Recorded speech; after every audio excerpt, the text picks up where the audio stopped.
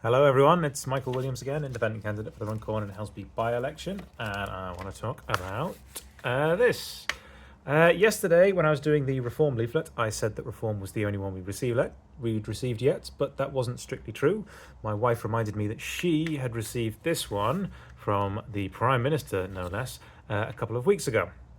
It'd been sent to her. Her name was here, but I've cut it out. Not to me. I didn't get one. So that's something going on there, some sort of targeting. Now, one of the things that's interesting about this one is that this came through before the official resignation on the 17th of March. Now, that's important because that means that the cost of this letter does not go against the election spending for the current Labour candidate.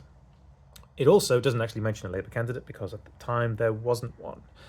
So this one is entirely from the Prime Minister himself, and of course we all believe that he signed it with a pen personally.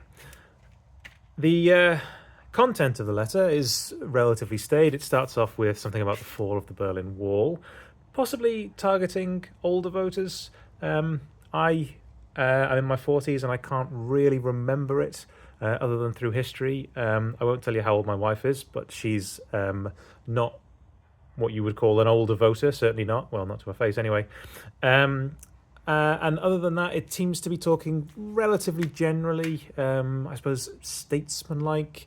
It mentions President Zelensky, President Trump in Washington and London.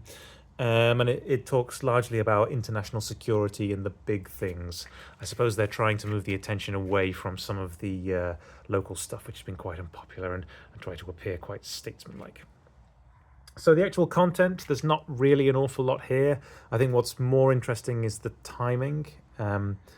The previous MP, of course, had been a Labour MP, and the timing of his announcement that he was going to resign, then the Labour Party having called for their candidate, which I believe was about 2 days before that had happened, meaning that they were able to hit the ground running a bit faster, and then things like this, which were there before the resignation.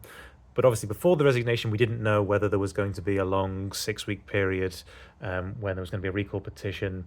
Again, there's something about the timing which I have absolutely no proof to support it, but I wouldn't be surprised if it emerged that there'd been some collusion with Mr. Amesbury about the timing, possibly through the local Labour Party, where I know he is still reasonably popular.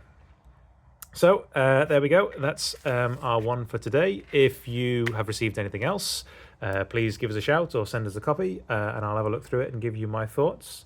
And in the meantime, that's all from me. I will see you next time.